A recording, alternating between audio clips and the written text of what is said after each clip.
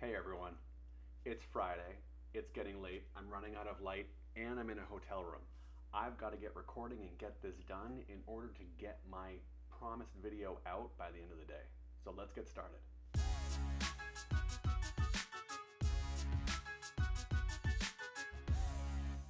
This week we're going to be featuring the package that actually gave me the idea to start this in the first place.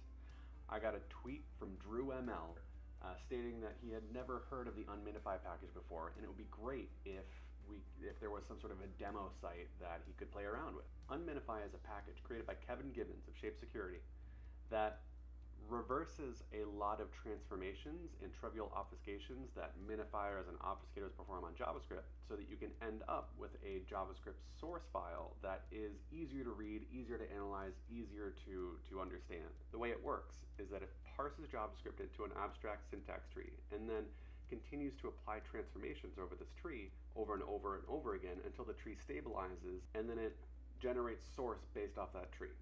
What you need to know is that it takes in crazy looking JavaScript and produces clean looking JavaScript. You can visit unminifier.io and play around with it to see the types of things that it does undo. It reverses transformations like not 0 or not 1 and turns them into true false.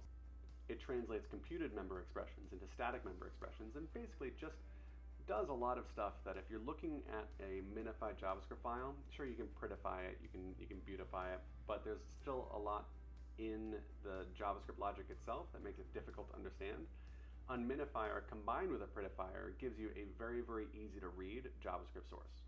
You can play around with something like obfuscator.io, which is not related to the project, that performs a lot of basic obfuscations on JavaScript. You can play around with the types of things that this obfuscator can do, and then see if Unminifier can undo them.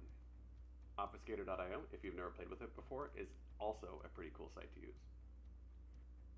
So here with just the default settings, we're going to obfuscate this JavaScript. We're going to paste it into unminifier.io, and we're going to see a much easier to read set of JavaScript on the other side. Unminify is also very extensible. You can pass it a whole slew of your own custom transformations if you're using it in a node script. And that's Unminify in a nutshell. Thanks again for tuning in.